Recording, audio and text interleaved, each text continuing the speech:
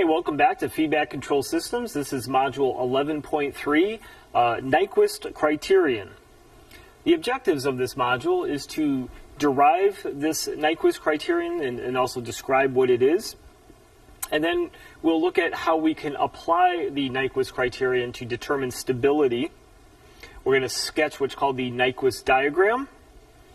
And then finally look at the Nyquist diagram with poles on this contour. Okay, so a lot going on here. First of all, this derivation of this Nyquist criterion. So the Nyquist criterion relates the closed loop system stability, which is what we're interested in, to the open loop frequency response and the open loop pole locations. So what we're trying to say here is we can determine closed loop system stability with this technique, okay? And it's related to the open loop frequency response in open loop pole locations. So this can be extended to also provide transient response in steady state error insights, okay? But initially we're going to look at it from a stability standpoint. So what we're going to do is take a generic closed loop system here, a G of S in the forward path, and then we're going to include an H of S in the feedback path. So G of S and H of S both will have some numerator and denominator terms as shown here. And so when I look at the loop gain, the G of S times H of S, they're basically multiply their numerators, multiply their denominators as shown there. And then what we'll see here, 1 plus the loop gain, which tends to be the closed loop denominator, as we'll see in a second, we could write it as there, and then do a simplification of it as you know, getting a common denominator, and then do a simplification of it as shown there. We can relate the closed loop transfer function C of S over R of S as shown below, and you'll see this right here, as I mentioned previously, is what you'll see in the denominator of the closed loop transfer characteristic. So some observations comparing these. First observation are that the poles of the 1 plus loop gain, 1 plus G of S, H of S, are the same as the poles of GS, HS. Okay, so here are the poles right here of 1 plus GHS, GSHS, and they are the same here. So that's the first observation we will see, which is the open loop system. Okay. The second observation we will make is that the zeros of 1 plus G, GS, H of S are going to be the same as the poles of the closed loop characteristic. So here are the zeros, 1 plus the loop gain, and lo and behold, those are now the poles of the closed loop system. So what Nyquist recognizes, there's this relationship here, and is there something we can do to help determine stability? So that's sort of the setup.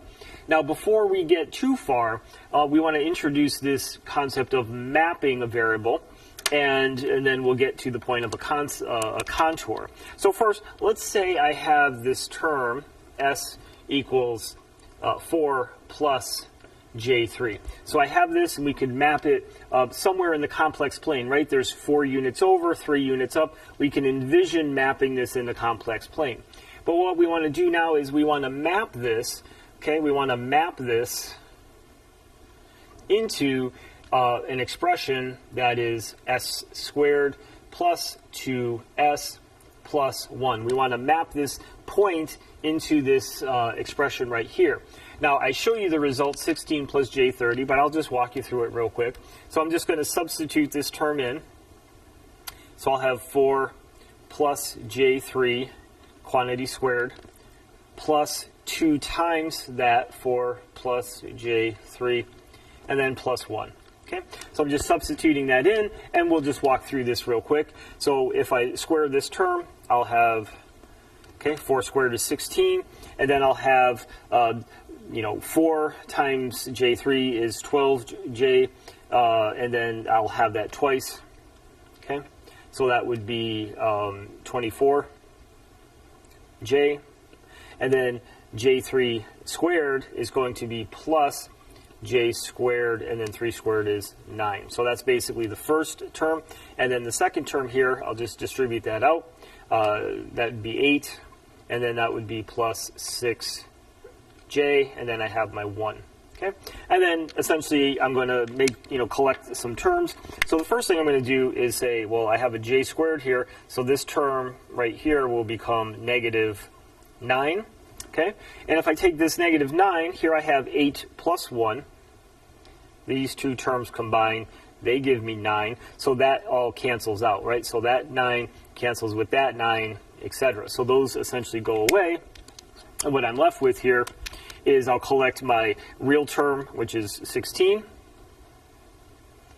plus j, I have a j24 and a j6, so that'd be 30. Okay, and that's what we see there, 16 plus j30. Okay, so I just wanted to walk you through that once. Really, the only thing that gets is if, you might want to kind of put these expressions next to each other and then make sure you get that and remind yourself that j squared is negative a negative 1. Okay, now, so that's a single point that we're going to map into this expression. Now, what if I want to do is do a collection of points? So I might have a variety of points, think like a root locus or something, a collection of points, we're going to call that a contour. And then what we can do is we'll see over here we have a contour in our S-plane, and we can map now this contour, again, this collection of points, just like we did here, but instead of one point, we can do a sweep and do a collection of points, okay? So we want to take this contour A here and map it through this function, f of s, into contour B. So here is contour B. So we want to map it from the S-plane to what I'll call the F-plane here through this mapping. So the exact same thing we just did here with a single point, we're going to do with all these points. So you'll see here I have this point Q, and that would get mapped into the F-plane at this point Q prime. So that's a single point mapping, and then we'll do the whole point, a collection of points, we'll call that the contour. So on the right now, what you'll see are a variety of examples of contour mapping. So I'm going to have that up, and then now I'm going to have various expressions or observations about these that I'll make down below. So the first observation is the following. If I look at a clockwise, CW clockwise, a clockwise mapping in A. So on the left side of this, you'll see contour A, and then on the right side, you'll see contour B. So if I start on the left side, contour A, if I go clockwise, if I go around that contour in a clockwise direction, you'll see that arrow pointing clockwise. That results in a clockwise mapping in contour B. So we'll see right here also that moves in a clockwise direction. Now that's going to happen if I have poles or zeros, just poles or just zeros that are not encircled within the contour of A. So here's what I mean by that. Here I have a 0, and it's outside of the contour. So I can take a vector, a mapping, this vector v here, and map that, and I can change and essentially follow that contour in A. And what happens is that, or if I have a pole outside of that, what we'll see is that maps into a different location. In this case, the radius in contour B will be the same, but here for the pole it will be the inverse of it, so basically going down here. But in both cases, the contour clockwise in A will be clockwise in B. So that first observation just says if that polar 0 is not captured within the contour A, then when you map it to contour B, both the contours will go in the same rotation as we're walking around, okay? So that's the first step. That's that first observation.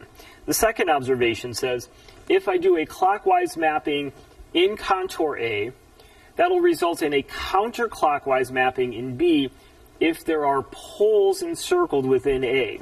Okay, so here is what this is saying right here. Notice here I have a pole P1, now that is inside of the contour A. When I map that over, and if I look, this is going in a clockwise direction, that will now switch in B going into a counterclockwise direction. And what we'll also see here is that previously these contours did not circle the origin, but in this case it does. So when I have a pole here that's encircled in contour A, contour B now goes in the opposite direction, and it will encircle the origin. Similarly, if I have, and that's essentially our second observation, okay? Tying that in with the third observation, if a pole or zero is encircled in A, so we just talked about a pole, here's the zero encircled in A. So if either a pole or zero is encircled in contour A, then what we'll see is that the origin right here is encircled by contour B. So that's going to be something that we want to pay attention to as we go forward, okay? So a couple of rules here, and then the final observation is the lowermost plot, which is if you have both a pole and zero encircled within A, their rotations cancel, right? If I have a pole encircled in A, that creates a counterclockwise rotation, but if I have a zero encircled in A, that creates a opposite. So they essentially, those rotations will cancel, and then I no longer encircle the origin because of that cancellation. Okay, and that's what that last observation is. So there's a lot going on here. I'd say study this slide, look at those mappings on the right.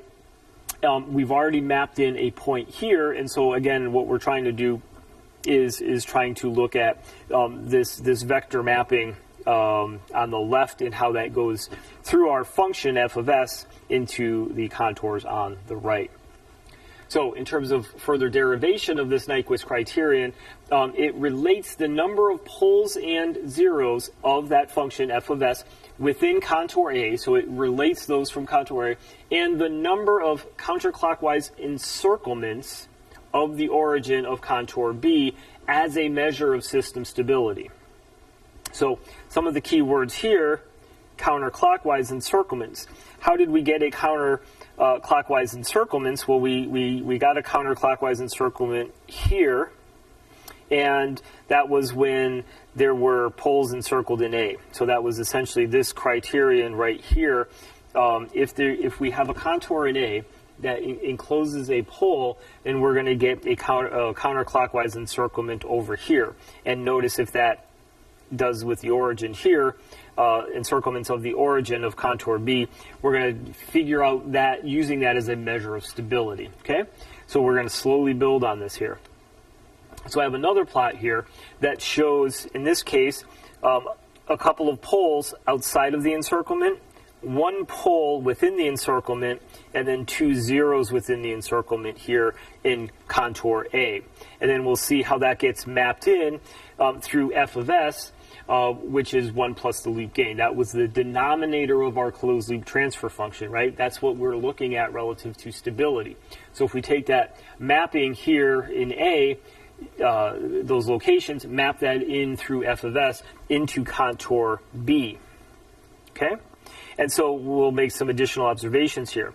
So first, as we travel clockwise around contour A, and you'll see that based on this arrow location here, as we travel clockwise around A, each vector, so within the contour, so that's vector 2, vector 3, and vector 1 here, all those three vectors within that contour A will undergo a 360-degree rotation. And that should make sense. If I have a 0 here as I'm going around the contour, and as that vector rotates as I'm going around that contour, each one of those will go through a 360-degree rotation. However, the second bullet here, as we travel clockwise around contour A, each vector outside of the contour, so those two poles, one up here, or one down here, as we go around, those vectors are going to do something like this. It's going to follow the contour and then go lower and then follow it again. It basically travels the net distance of 0, both on the lower and the upper. So that's these two bullets right here. So at first we're just making observations of what's going on, and then we'll relate that finally to stability. Third bullet, each pole or 0 that rotates 360 degrees, so that's relates to the first bullet. So each of those poles or zeros results in R, okay? R, which is over here in contour B, that radius with that location within contour B, results in R encircling the origin one time in contour B. So each pole or 0 that rotates within A, that 360-degree rotation, will do what? It'll relate contour B to one encirclement of the origin, okay? And notice what we said here relative to stability. A measure of stability up top is the number of counterclockwise encirclements. Counterclockwise meaning poles, okay? So that's the third bullet, and then finally the fourth bullet, traveling clockwise around contour A. Each 0 within A causes a clockwise rotation of R. We saw that from the previous slide. And each pole will do a counterclockwise rotation. So we've already essentially saw that from the previous slide. Now we're going to relate this from an equation. So n equals p minus z. So n will be the number of counterclockwise rotations of contour B about the origin. Okay? P is going to be the number of poles within the denominator of the closed loop transfer function, 1 plus GH. And they are going to be the enclosed open loop poles. And Z is going to be the number of zeros of 1 plus GH. These are the enclosed closed loop poles. Okay? And we saw how that related 2 slides ago. So we have this relationship n equals p minus z. Okay? Now, down below, if we have a contour A, so here's my contour A, that encircles the entire right half plane, and that's mapped through the GH function, then the number of closed loop poles, Z, okay, in the right half plane is going to equal to the number of open loop poles, P, again, referring to our expressions up here, that's going to be in the right half plane, minus the number of counterclockwise revolutions, N, around -1 of the mapping Z equals P minus N. And we're going to call this the Nyquist diagram. So we're essentially taking this expression, redoing it here, and we'll see that these revolutions are going to be mapped around -1. Okay? So we're now going to apply the Nyquist criterion to determine stability. We're going to look at a couple of cases here. So the first case, we have no encirclements of -1 in the GH plane. So what we're going to see here on the S plane here is we have our poles. So notice the X here, our key down below here. X are going to be the poles of the 1 plus GH term.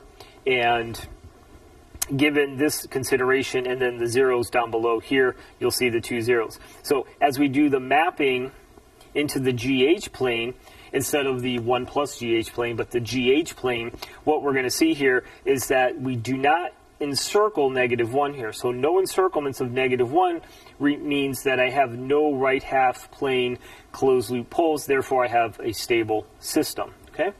And then if I look at my second case, as I do the mapping here, same basic pole locations, but now look at what I have. I have my 2 zeros over here in the right half plane that are being encircled by that contour. As I map it here, now as I look to my -1 here, I'm going to get two counterclockwise encirclements of -1. That means I have 2 right half plane closed loop poles, which means I am not stable.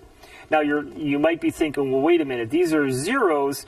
These are zeros of 1 plus GH, but these are also poles of the closed loop system. So that's very important to take away here, is that from this contour A in the S plane, now we are looking at mapping this to how many counterclockwise encirclements are going to be in the plane,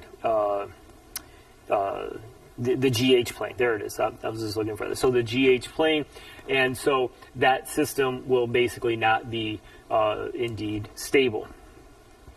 So I want to dig into a more of an example here. So here's an actual example. You'll actually see a turbine generator and a control. So I have a steam source right here. And then I have a valve actuator that can throttle the amount of steam going to this turbine wheel. That turbine wheel is shaft connected to our generator, and then that can output electricity, etc.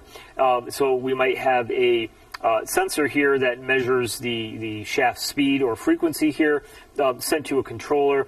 We measure the speed, compare it, put it into our controller, and that will basically help actuate the valve. So that we maintain the desired frequency depending on the load of the system. Okay, and so this is sort of a cartoon. Here is our block diagram that kind of shows that, as transfer functions. And so G of S basically is the multiplication of these three cascaded systems as shown here. So we will see in the numerator, we have 100, 1, and 5. Multiply those together, I get 500. And then the three first order poles in the denominator here. So that will basically be our G of S representation. Now going to our Nyquist diagram, if we look at our right half plane contour, that can be found through our vector mapping. Vector magnitude, again, is going to be the product of the zero vectors divided by the product of the pole vectors. We had seen this before. And then the angle is going to be the sum of the zero angles minus the sum of the pole angles. So what does that all mean? We first start by looking at our locations of our poles. We have them at -1, -3, -10, and then we'll do our vector mappings. You can see V1, V2, V3, and we'll look at different points along the contour here, depending on where we are. Here's one point, here's another point, and so we gave you essentially a way to find that. So mapping from A to C, on this contour, A to C, notice that that's just on the j omega plane. So we'll substitute S equals j omega into our G of S expression as shown there, and then basically do some substitutions. So substitute that in and then multiply it out, and then I'll get a real term and an imaginary term. You can see it's third order as we would expect. And just as another reminder, we've already said over here, j squared is -1. J cubed, we can think of it as j squared times j. So j squared is -1. Then I'm still left with a j. So j cubed is going to be a minus j. So you'll see that here in the frequency term, I have a minus omega cubed. So I have a minus j, which is what I have here, because I would really have a j omega, that whole quantity cubed. So the j cubed, hopefully you can see that as we walk through that. Okay? And this would be the second order term here. I have an omega squared, which would be -1, so that's part of the real part. So I'm confident that you can do that through the substitution, see if you can get to that step. And then to further take this, what we want to do is, if we multiply the top and bottom by the complex conjugate of the denominator, we had shown you this in some previous examples, so I'll leave it to you to do, but basically taking the complex conjugate of this denominator, multiplying both the top and bottom by it. And why do we do that is because now in the denominator I don't have any complex terms. There's no j terms in the denominator. Okay? And then what we can do is, from these contours, by mapping these poles into these contours, we can basically get on the right this Nyquist diagram. So first, at zero frequency, j omega is what? It's 50 over 3. How do I get that? Well, again, if I just look at this right up here, and if I substitute s equals 0, that's 0, that's 0, that's 0, what am I left with? Well, 1 times 3 times 10 is 30. 500 over 30 reduces to 50 thirds. So that's basically our starting point in our Nyquist diagram, and you'll see that over here at A prime.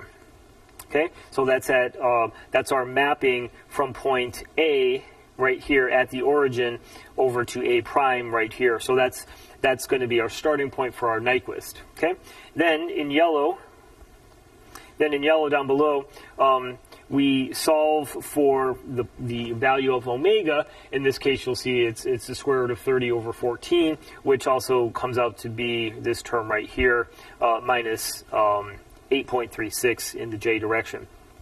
At that frequency, the real part becomes negative. So what's happening is I'm starting. Let's clear some ink to make this a little clearer here. So I'm starting on this contour at point A, and I'm going. I'm trending to go up towards that point C. So here's my A prime mapping, here's my B prime mapping, and then eventually I'm on my way to C, and you can see C prime over here. So on my way, I'm moving my contour to here, and notice here my real axis is all positive, but as I cross the j omega axis here, now my real part goes negative. That's the location that we can find there, is essentially where that real term becomes 0. and then you'll see it. So we can solve for that term, and you can see in yellow what that value is. Then I'm going to further increase omega. So again, omega started at 0 here, and then as I increase omega, I'm going clockwise around. So I keep going up here, and then as omega increases, the real part, again, will become eventually more positive, and then eventually the imaginary part will become negative. I'm going to then go to the green point. I'm going to trend to this green point here, and you'll see that this omega equals the square root of 43. At that point, at that frequency, it's going to cross the negative real axis here at this point right here, at that value of q.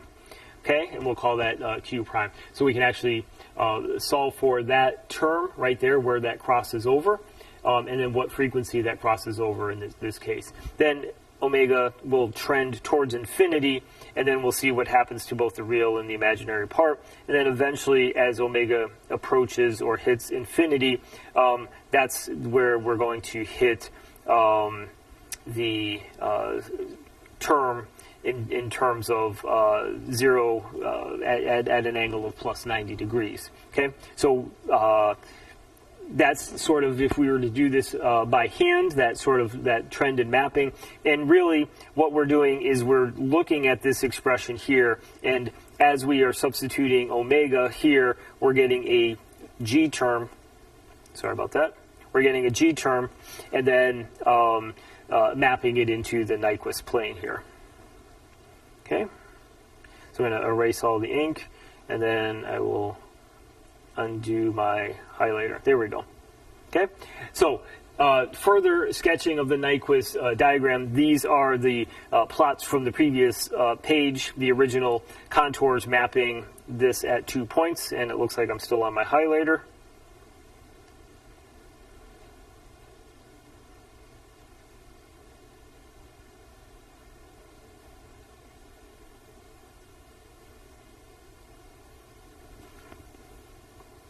Okay, sorry about that. I am now taking the plots from the previous slide and redoing them at the top here.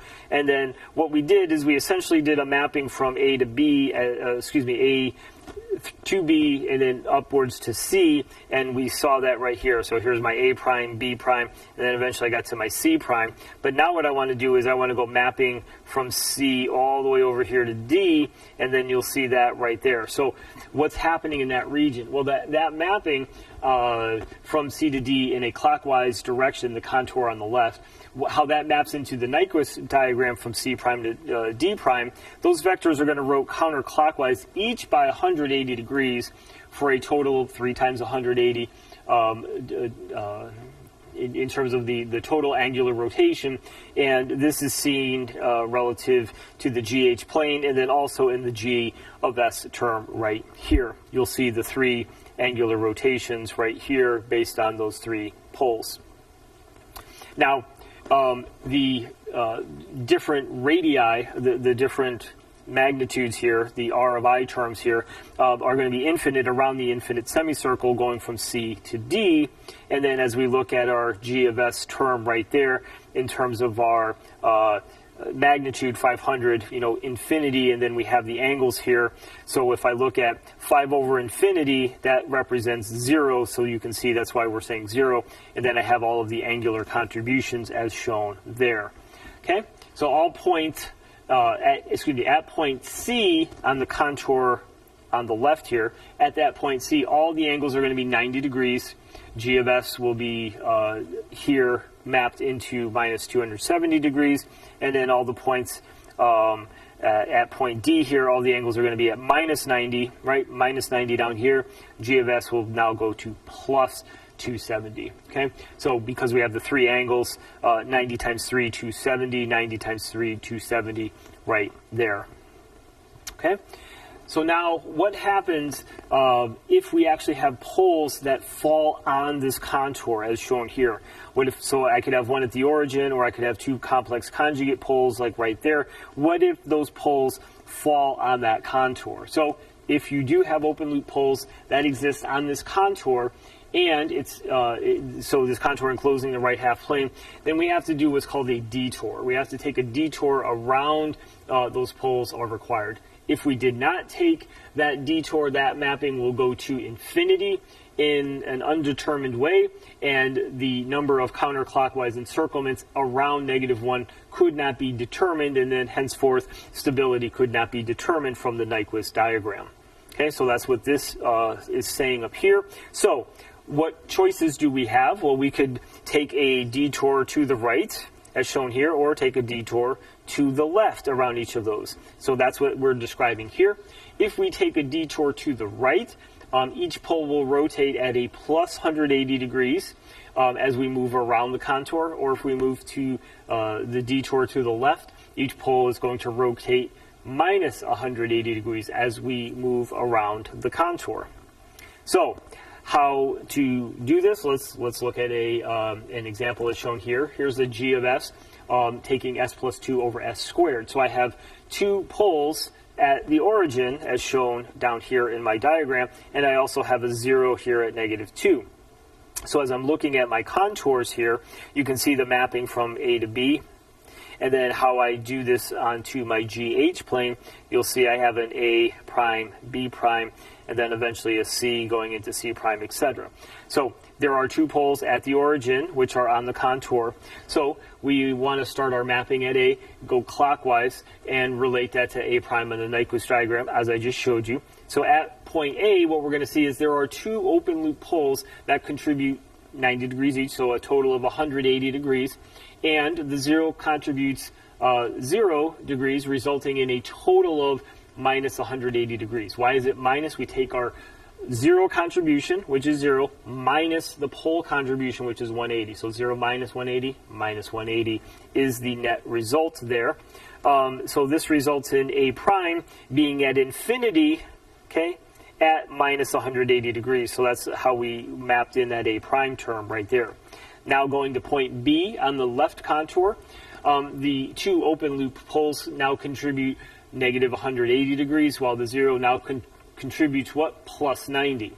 So that's a total of zeros first, plus 90, minus the poles, so minus 180, 90 minus 180 is a minus 90 degrees total contribution. So this results in B prime being at 0, 0 at an angle minus 90, so that's where you see that.